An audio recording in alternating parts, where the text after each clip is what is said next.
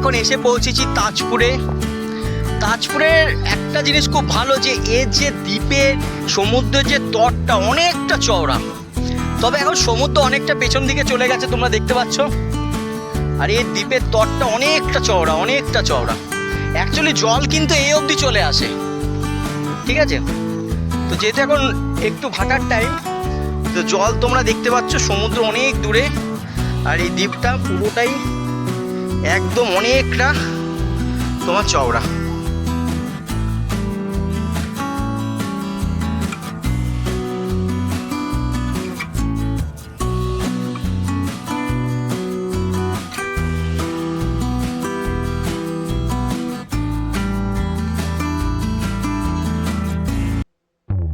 এই হচ্ছে মৎস্যজীবীদের ট্রলার, যেখানে তাজপুর বন্দরের সামনে, যেখানে প্রচুর ট্রলার। এই যে আমরা বন্ধুরা, আমরা এখন এখান দিয়ে জাস্ট এই রাস্তাটা দিয়ে এসছি, আমরা এই রাস্তা দিয়ে আমরা এখন এখানে এসছি। তো এখান থেকে দেখাচ্ছে মন্দারমণি 10 কিলোমিটার, তাজপুর 14.6 কিলোমিটার এবং দীঘা 33.7 কিলোমিটার। তো আমরা ফার্স্টে মন্দারমণি যাব, তারপর তাজপুর সি বিচ। তো চলো আমাদের সঙ্গে। মন্দারমণিতে আসলে তোমরা এরকম সুন্দর একটা অনেকটা চওড়া দ্বীপ, বোঝাই যাচ্ছে দেখো অনেকটা চওড়া দ্বীপ। আর এখানে তোমার বিভিন্ন বোর্ডিংয়ের ব্যবস্থা রয়েছে। আর সবচেয়ে সুন্দর যে এখানে অনেক ঝিনুক পড়ে রয়েছে। আর দেখো এখানে ফটোগ্রাফাররা রয়েছে। আর দেখতেই পাচ্ছ তোমার সুন্দর এখানে অজস্র সুন্দর সুন্দর দ্বীপ, বাচ্চারা খেলছে। বাচ্চাদের জন্য এই যে খেলনা গাড়ি রয়েছে। সত্যি কথা বলতে খুবই সুন্দর লাগছে। যারা একটু ভালোবাসে সমুদ্র, দু চোখ ভরে তারা দেখো ওই সীমানা কোথায় কেউ জানে না। আর মনের সীমানা পাড়িয়ে যেতে গেলে তোমাকে সাগরে আসতে হবে। তুমি বলতে পারবে ওই সীমানা কোথায় গেছে? জানি না, আমি তো জানি।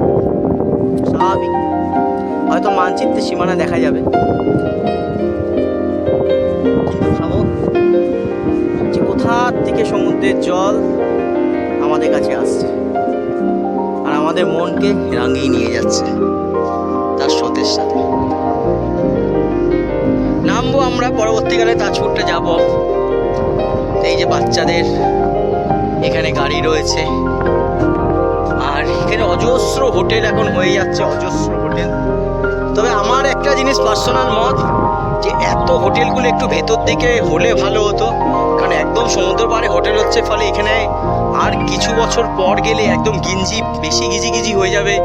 প্রকৃতির যে সৌন্দর্যটা অনেকটা হয়তো এখানে যদি ঝাউ গাছগুলো যেগুলো ছিল, সবাই আগে বলছিল দেখো ওই দিকে কিছু অনেকখানো ঝাউ গাছ আছে, সেগুলো কেটে কেটে সব এখানে সব হোটেল হচ্ছে।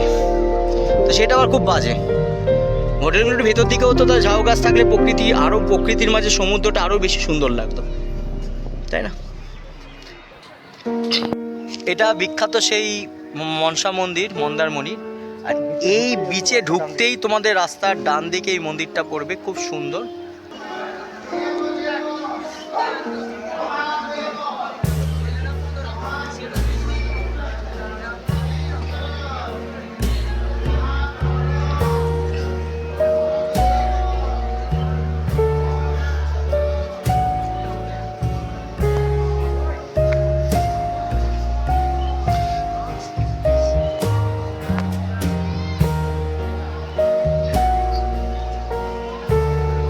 এটা হচ্ছে চন্দনেশ্বর মন্দির, বিখ্যাত মন্দির।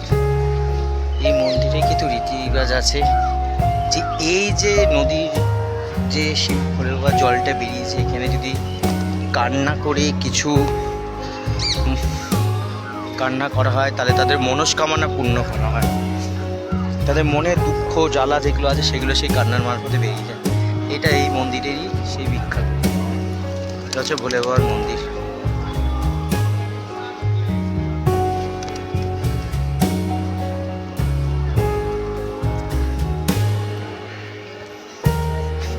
চন্দনেশ্বর মন্দির।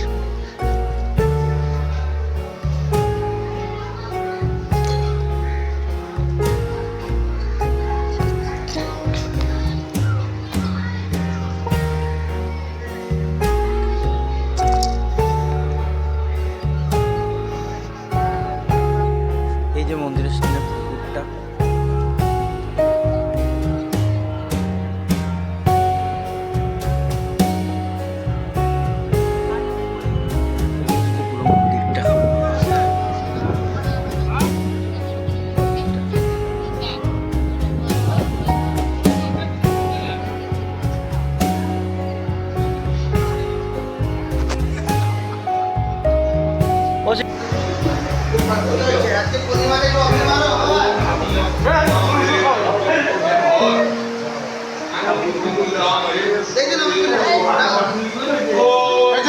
ছেলেকে নিয়ে আসুন, আপনি ছেলেকে নিয়ে আসুন।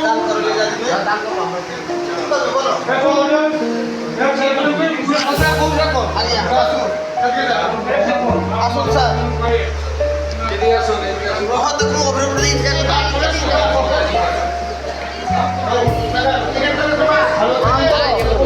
কি করবে বলো? এদিকে